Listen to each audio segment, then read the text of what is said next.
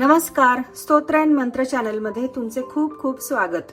आज आम्ही घेऊन आलो आहोत भगवद्गीतेतील 7वा अध्याय, ज्याचे नाव आहे ज्ञान विज्ञान योग. या अध्यायात एकूण 30 श्लोक आहेत. या अध्यायात विज्ञानासहित ज्ञान भगवंतांनी सांगितलेले आहे. ज्ञान हा शब्द वापरून आणखी नवीन शब्द बनतात, जसे की सामान्य ज्ञान, विज्ञान, आत्मज्ञान, तत्वज्ञान. त्यापैकी सामान्य ज्ञान आणि विज्ञान हे मी थोडक्यात इथे सांगते. जसे की पंखा फिरत आहे हे आपल्याला डोळ्यांनी बघून कळते, हे झाले सामान्य ज्ञान. पण पंखा कशामुळे फिरतो? पंख्याच्या आत एक चुंबक व वायरची कॉईल असते. वायरमधून जेव्हा वीज प्रवाह जातो तेव्हा पंखा फिरायला लागतो. हे विशेष रूपाने पंख्याला जाणून घेणे म्हणजेच विज्ञान. स्तोत्र अँड मंत्र चॅनलला लाईक, सबस्क्राईब आणि शेअर करायला विसरू नका. आणि नवीन व्हिडिओजचे अपडेट्स मिळवण्यासाठी बेल आयकॉन दाबा. चला तर मग सुरू करूया. भगवद्गीतेतील 7वा अध्याय, ज्ञान विज्ञान योग. ओम श्री परमात्मने नमः. श्रीमद् भगवद्गीता अथ सप्तमोऽध्यायः. श्री भगवानुवाच मय्यासक्तमनः पार्थ योगैर्युञ्जन्मदाश्रयः असंशयं समग्रं मां यथा ज्ञास्यसि तच्छृणु. ज्ञानन्तेऽहं सविज्ञानम् इदं वक्ष्याम्यशेषतः. यज्ञात्वा नेह भूयोऽन्यज् ज्ञातव्यमवशिष्यते.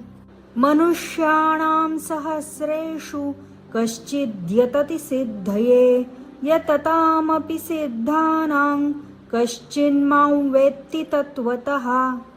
भूमिरापो नलो वायुः खं मनो बुद्धिरेव च अहंकार इतीयं मे भिन्ना प्रकृतिरष्टधा. अपरेयमितस्त्वन्यां प्रकृतिं विद्धि मे परां. जीवभूतां महाबाहो ययेदन्धार्यते जगत्. एतद्योनीनि भूतानि सर्वाणीत्युपधारय अहं कृत्स्नस्य जगतः प्रभवः प्रलयस्तथा. मत्तः परतरं नान्यत् किञ्चिदस्ति धनञ्जय. मयि सर्वमिदं प्रोतं सूत्रे मणिगणा इव. रसोऽहमप्सु कौन्तेय प्रभास्मि शशिसूर्ययोः. प्रणवः सर्ववेदेषु शब्दः खे पौरुषं नृषु. पुण्यो गन्धः पृथिव्याञ्च तेजश्चास्मि विभावसौ. जीवनं सर्वभूतेषु तपश्चास्मि तपस्विषु.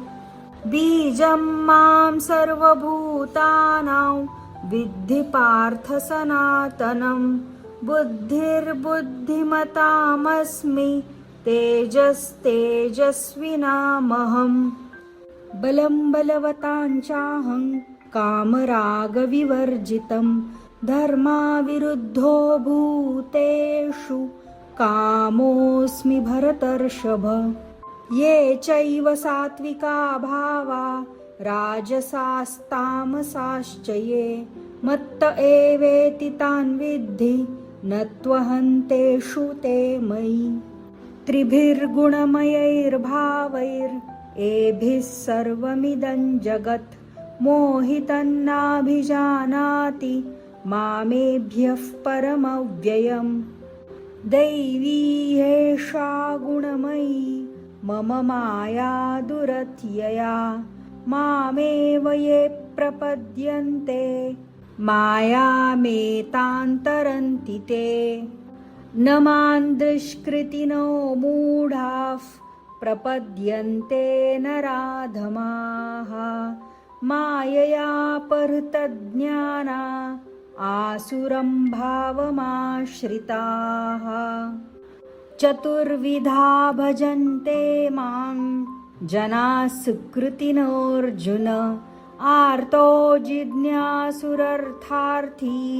ज्ञानी च भरतर्षभ तेषां ज्ञानी नित्ययुक्त एकभक्तिर्विशिष्यते प्रियो हि ज्ञानिनोत्यर्थम् अहं स च मम प्रियः उदारा सर्व एवैते ज्ञानी त्वात्मैव मे मतम् आस्थितः स हि युक्तात्मा मामेवानुत्तमां गतिम् बहूनां जन्मनामन्ते ज्ञानवान् मां प्रपद्यते वासुदेवः सर्वमिति स महात्मा सुदुर्लभः कामैस्तैस्तैर्हृतज्ञानाः प्रपद्यन्तेऽन्यदेवताः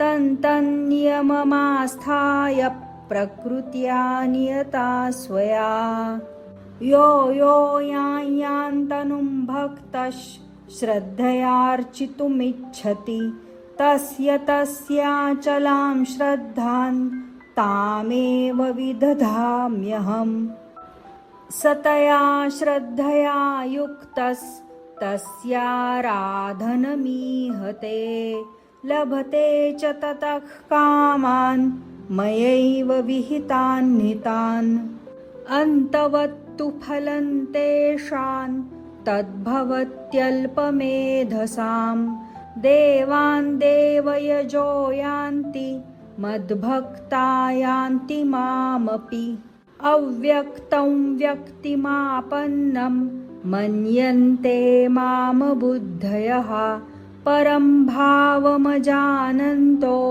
ममाव्ययमनुत्तमम् नाहं प्रकाशः सर्वस्य योगमाया समावृतः मूढोऽयन्नाभिजानाति लोको मामजमव्ययम् वेदाहं समतीतानि वर्तमानानि चार्जुन भविष्याणि च भूतानि मां तु वेद न कश्चन इच्छाद्वेषसमुत्थेन द्वन्द्वमोहेन भारत सर्वभूतानि सम्मोहं सर्गे यान्ति परन्तप येषां त्वन्तगतं पापं जनानां पुण्यकर्मणां ते द्वन्द्वमोहनिर्मुक्ता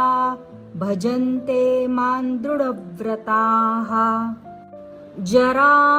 जरामरणमोक्षाय मामाश्रित्य यतन्ति ये ते ब्रह्म तद्विदुः कृत्स्नम् अध्यात्मं कर्म चाखिलम् साधिभूताधिदैवं मां साधियज्ञं च ये विदुः प्रयाणकालेऽपि च मां ते विदुर्युक्तचेतसः ॐ तत्सदिति श्रीमद्भगवद्गीतासु उपनिषत्सु ब्रह्मविद्यायां योगशास्त्रे श्रीकृष्णार्जुनसंवादे ज्ञानविज्ञानयोगो नाम 7मोऽध्यायः।